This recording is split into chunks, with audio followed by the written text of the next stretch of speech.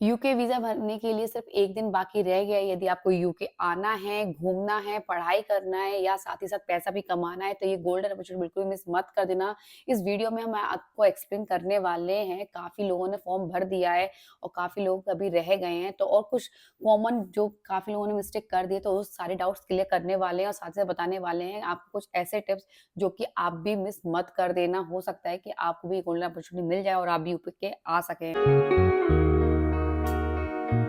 Hello friends, welcome back to our channel UK की live blog. So I hope आप लोग सब लोग सही हो गए। मैं भी एकदम फंटास्टिक हूँ। My name is Divyani Gupta. आज की वीडियो में बात करने वाले हैं हम यू-220 वीजा के बारे में। जैसा कि आप लोगों को पता है, यू-220 वीजा की जो फॉर्म है उसकी डेट ओपन हो चुकी है ऑलरेडी। एक दिन आपका निकल गया है। यदि आप भी यूके आना चाहते हो, घूमना चाहते हो या पढ़ाई करना चाहते हो या पैसा कमाना चाहते हो, तो आप भी ये गोल्डन अपॉर्चुनिटी मिस मत कर देना।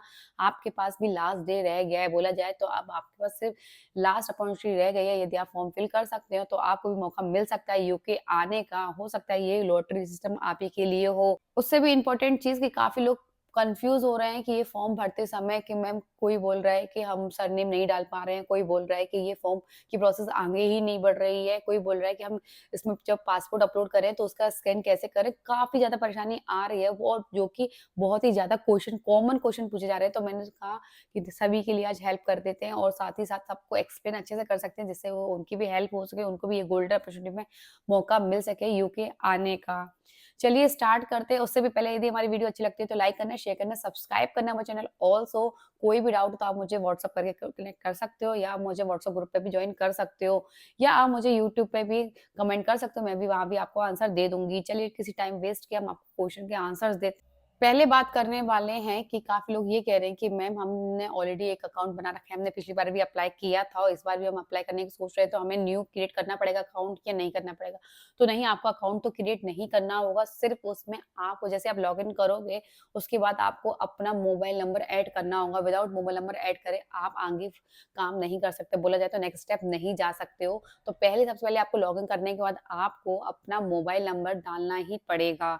विदाउट उस मोबाइल नंबर ऐड करे आप आगे नहीं बढ़ सकते हो। काफ़ी लोग बोल रहे हैं कि मैम हमें ना पासपोर्ट जो अपलोड कर रहे हैं वो सही से नहीं हो पा रहा है, तो मैंने आपको ऑलरेडी पूरी वीडियो में आप लास्ट में देखना, मैंने अच्छे से एक्सप्लेन किया है। तो वैसे इसी फॉर्मेट में आप अपना पासपोर्ट अपलोड करना, आपका डेफ़िनिटली पासपोर्ट अपलोड हो जाएगा।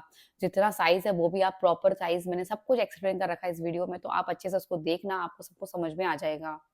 जो बेसिक क्वेश्चन पूछे जा रहे थे, पहला नंबर ये कि भई फर्स्ट नेम और लास्ट नेम में हम क्या फ़िल करें? काफ़ी ज़्यादा मैं आपको एक्सप्लेन कर चुकी हूँ, बट मैं इसमें भी एक्सप्लेन करती हूँ। जैसे suppose my name is Divyani Gupta, जो मेरा फुल नेम है वो है दिव्यानी गुप्ता, बट मेरे पासपोर्ट पे जो है सिर्फ़ है दिव्यानी, गुप्ता नहीं है। तो क्या मैं सरनेम में क्या फ़िल करूँ?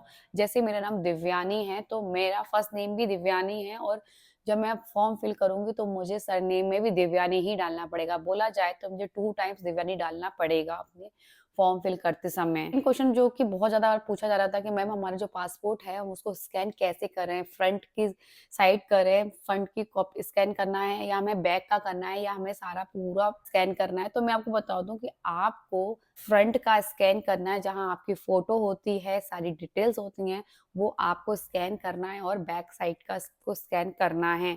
काफ़ी लोगों ने एक गलती कर दी है कि भई उन्होंने सिर्फ़ फ्रंट का ही स्कैन लगा दिया, अपलोड कर दिया और सबमिट कर दिया।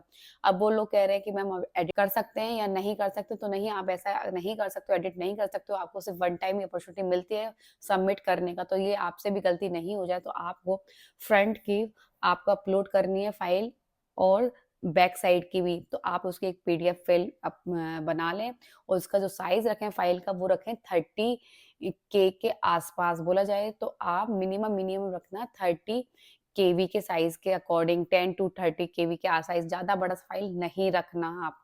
थर्ड क्वेश्चन ये भी पूछा जा रहा था, मैम अभी तो हम स्टूडेंट हैं, वहाँ कोई जैसे जॉब नहीं करते हैं, तो वहाँ उसमें फील्ड में पूछा जाता है कि आप कोई एम्प्लॉयमेंट में आप काम करते हो या नहीं करते हो, तो हम उसमें क्या फिल करें? तो आप उसमें यदि नहीं करते तो अनएम्प्लॉय भी कर सकते हो, यदि आप स्टूडेंट हो तो आप स्टूडेंट भी फिल कर सकते हो। आप कोई भी काम नहीं करते तो अनएम्प्लॉयड करके भी इसको छोड़ सकते हो। फोर्थ क्वेश्चन ये पूछा जाता है कि मैम हमारे जो फोटोज़ हैं, रिसेंटली फोटोज़ जो साइज़ है उसका साइज़ क्या होना चाहिए? बैकग्राउंड क्या होना चाहिए? और काफ़ी लोग कह रहे हैं कि हम उसको अपलोड ही नहीं कर पा रहे हैं। तो मैं आपको बताऊँ, जो आपका जो फ़ोटो का जो साइज़ है वो आपको जो बैकग्राउंड है वो व्हाइट होना चाहिए, जो केबी साइज़ होता है वो 30 केबी से नीचे होना चाहिए और एकदम क्लियर होना चाहिए। आपको कोई भी फ़ाइल जो बड़ी नहीं रखनी है, सबसे ज़्यादा छोटी आप कितना भी कर सको, छोटी से छोटी फ़ाइल आपको अपलोड करनी है। वो भी क्लियर आपका फेस आना चाहिए अच्छे से, व्हाइट बैकग्राउंड के साथ। काफ़ी लोग ये भी क्वेश्चन पुट अप कर रहे थे कि मैम उसमें हम एड्रेस कौन-सा डालें? करंट एड्रेस डालें या जो हमारे पासपोर्ट पे है वो एड्रेस डालें? तो मैं आपको बताऊँ जो आपका करंट एड्रेस है वो ही आप उसमें डालो, वो भी उसी फॉर्मेट के साथ जैसे कि आपको पहले हाउस नंबर डालना है, कौन-सा एरिया है, कौन-सी स्ट्रीट है, वो प्रॉपर एक तरीके से डालना है। उसके बाद उनको पोस्ट कोड भी डालना है, उसके बाद आपकी जो भी स्टेट लगती है वो भी आपको डिस्प्ले करनी है। मतलब आपको प्रॉपर तरीके से अपने एड्रेस का फॉर्मेट उसमें सबमिट करना है। काफ़ी लोग ये भी पूछ रहे थे कि मैम फादर का नेम यदि हमारे पासपोर्ट पे है, सरनेम की जगह हमारा फादर का नेम है, तो येस आप अपने फादर का सर जो नेम है वो भी पासपोर्ट पे यदि है आपके नाम जैसे मेरा नाम मैंने आपको बताया था अगेन एक बार बता देती हूँ, जैसे मेरा नाम दिव्यानी और मेरे फादर का नाम सपोज़ राजकुमार है, तो मैं अपना उसमें डालूँगी जैसे मेरे पासपोर्ट लिखा है दिव्यानी राजकुमार, तो मैं डालूँगी दिव्यानी और राजकुमार सेकंड नेम बोला जाए तो सरनेम पे। ऐसा नहीं हो कि मैं सरनेम को हटा दूँ, यदि मेरे पासपोर्ट पे सरनेम में मेरे फादर का नाम है, तो मैं उसमें सरनेम में डाल सकती हूँ, जब फॉर्म भरूँगी तो। काफ़ी लोग ये भी कह रहे थे कि मैम हमने एक वेबसाइट पे ओपन की थी, उसमें पहले बोल रहे थे कि है ना आपको अपने जो फंड है वो आपको शो करना पड़ेगा, स्टेटमेंट जो है आपको शो करना होगा। तो ऐसा कोई भी फॉर्म में डिटेल्स नहीं माँगी गई है आपको यूके गवर्नमेंट की वेबसाइट पे, जिसमें आपको अपनी बैंक डिटेल्स उनको शो करनी होगी प्रीवियस 28 डेज़ का। तो ऐसा कोई भी आपको उन्होंने अभी तो रिक्वायरमेंट नहीं किया है, आपको एप्लीकेशन फॉर्म फिल करना है, वो भी बहुत ही सिंपल वे में जिसमें आपको name, passport, date of birth, mobile number और ईमेल एड्रेस के अलावा आपसे ऐसी कोई भी चीज़ें नहीं माँगी गई हैं। बैंक स्टेटमेंट भी शो करना पड़े। एक बेसिक और बहुत ही ज़्यादा इम्पोर्टेंट पूछा जा रहा था क्वेश्चन ये कि मैम हम यदि फाइल अपलोड करते हैं, तो उसमें फाइल अपलोड करने के बाद वो एरर शो कर देता है। तो भई एक तो आप अपने जो भी प्रीवियस हिस्ट्री है वो पूरा डिलीट कर दो, उसकी वज़ह से भी कभी और एरर आ जाता है। दूसरी चीज़ ये कि आप अपनी फाइल को छोटा कर दो। हो सकता है कि आपकी फाइल बड़ी है तो उसकी वज़ह से भी आपकी फाइल अपलोड नहीं हो रही तो आप उसको कंप्रेस कर दो। सेकंड चीज़ ये कि आप गूगल क्रोम में जाके ओपन करके और भी ये फॉर्म फिल कर सकते हो, वहाँ ईज़िली तरीके से हो जाती है। थर्ड चीज़ ये यदि आपके पास मोबाइल है, डेस्कटॉप नहीं है तो आप किसी यदि आपको बहुत ज़्यादा प्रॉब्लम आ रही है तो आप कहीं से अरेंज कर सकते हो फ्रेंड का या किसी कैफ़े में जाकर या स्कूल में मतलब आप कहीं से भी अरेंज करके छोटा-सा काम के लिए आप किसी से भी लेके लैपटॉप लेके ये फॉर्म फिल कर सकते हो। ऐसा नहीं है कि आपको खुद ही अपने से करना होगा बट हाँ, बस आपकी आईडी आपकी होनी चाहिए। उसके अलावा आप किसी का भी लैपटॉप आप यूज़ कर सकते हो। सबसे इम्पोर्टेंट चीज़ यदि कन्फर्मेशन आपके पास मेल आ जाता है तो इसका मतलब आपका फॉर्म फिल हो चुका है। कइयों बार ये मेल डिले भी हो जाता है, कइयों बार ये किसी और भी फ़ोल्डर में आ जाता है, तो आप अच्छे से अपने हर एक फ़ोल्डर को ओपन करके चेक करना। तो ऐसा तो नहीं है कि आपके पास है ना अभी रिसेंटली नहीं आया, कुछ टाइम बाद आ जाए। और उससे भी इम्पोर्टेंट जब आपका जब फॉर्म फिल होता है तो उसमें एक रेफ़रेंस नंबर मिलता है, तो वो आप पहले कहीं नोट करके लिख लेना। इन केस आपके पास मेल नहीं आता है, मिस हो जाता है, तो एटलीस्ट आपके पास वो नंबर रहेगा सेफ़ली आप अपने पास लिख के रख लेना आप कहीं भी।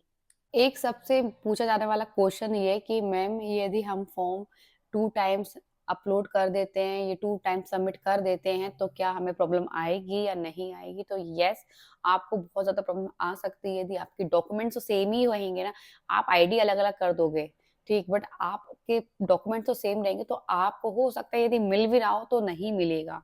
दूसरी चीज़ ये कि आप एक बार सबमिट करने के बाद उसको एडिट नहीं कर सकते हो। थर्ड टाइम्स ये कि भई यदि आपसे गलती हो गई है फॉर्म भरते हुए तो आप नेक्स्ट उसका वेट करना, जब आप उसको नेक्स्ट टाइम अच्छे से सबमिट करना फॉर्म को। इस बार आप ऐसा नहीं हो आपसे एक गलती हो गई तो आप किसी और आईडी से अपलोड करके या किसी आईडी न्यू क्रिएट करके और वहाँ फॉर्म जाके फिल करो तो ये भी आपके लिए रॉन्ग हो सकता है। तो इस चीज़ का बिल्कुल ध्यान रखो। यदि आपसे इस बार गलती हो गई तो नेक्स्ट टाइम जो आएगा फॉर्म तो उसमें भी आप फिल कर सकते हो। मोस्ट इम्पोर्टेंट चीज़ कि आप सरनेम में अपना फर्स्ट नेम लिखना ही लिखना, उसको ब्लैंक मत छोड़ना। सेकंड चीज़ ये कि आपका फ़ोटो जो ब्लर नहीं होना चाहिए। थर्ड चीज़ ये है कि जो भी आप अपना ईमेल एड्रेस डालो वो गलत नहीं होना चाहिए, जिससे आपने लॉगिन किया है वही आप उसमें अपलोड करना जब वो आपसे माँगा जाएगा ईमेल एड्रेस कन्फर्मेशन के लिए, तो आप वही सेम जिससे आपने लॉगिन किया है वही ईमेल एड्रेस उसमें भी इनपुट करना। उससे भी इम्पोर्टेंट चीज़ कि मल्टी टाइम्स आप एंट्री मत करना, जिससे आपको अपॉर्चुनिटी नहीं मिलेगी और हो सकता है कि आपको नेक्स्ट टाइम भी नहीं मिले। यदि इस बार रह गए तो आपको हो सकता है कि नेक्स्ट टाइम भी आप उसके लिए फिल नहीं कर पाओ, तो ये चीज़ बिल्कुल ध्यान रखना, बेसिक चीज़ें हैं जो कि बहुत ज़्यादा इम्पोर्टेंट भी हैं। एक और चीज़, यदि आप हर चीज़ फॉर्म अच्छे से अपलोड कर रहे हो, तो मैं तो यही कहूँगी सेफ ज़ोन के लिए आप हर चीज़ का स्क्रीनशॉट लेके रखें, जिससे आपको फ्यूचर में पता होना चाहिए कि आपने क्या मिस्टेक करी थी या नहीं करी थी। यदि आपका लकी ड्रॉ निकल आता है तो बहुत ही ज़्यादा अच्छी बात है। इन केस नहीं निकलता तो एटलीस्ट आपको पता होगा कि आपने पहले क्या मिस्टेक कर दी, इसकी वज़ह से आपका वीज़ा रिजेक्ट हो गया है। आई होप आपको बहुत ज़्यादा हेल्प हुई होगी इस वीडियो से। यदि हमारी वीडियो अच्छी लगती है तो लाइक करना, शेयर करना, सब्सक्राइब करना हमारा चैनल। ऑल्सो कोई भी डाउट हो तो आप मुझे कमेंट करके पूछ सकते हो, क्योंकि आप भी ये अपॉर्चुनिटी बिल्कुल भी मिस मत कर देना। आप ज़्यादा से जल्दी ये वीडियो देखो, हो सकता है आपको भी यूके आने का मौका मिल सके। जो आपने गलती कर दी है पहले वो इस बार नहीं कर देना, इसलिए पहले अच्छे से वीडियो देखना और अच्छे से एक-एक चीज़ नोट करके रख लेना, उसके बाद आप अपना फॉर्म फिल करना। आप मुझे कमेंट करके भी पूछ सकते हो या आप मुझे व्हाट्सएप पर भी कनेक्ट कर सकते हो, वहाँ भी मैं आपको आंसर दे दूँगी और बहुत ज़्यादा आपकी हेल्प कर दूँगी। और भी इम्पोर्टेंट चीज़, यदि आपको और लेटेस्ट अपडेट जानना है तो आप मुझे अपने व्हाट्सएप ग्रुप पे भी ऐड कर सकते हो, जिससे मैं आपको लेटेस्ट इन्फॉर्मेशन आपको मिलती रहेगी।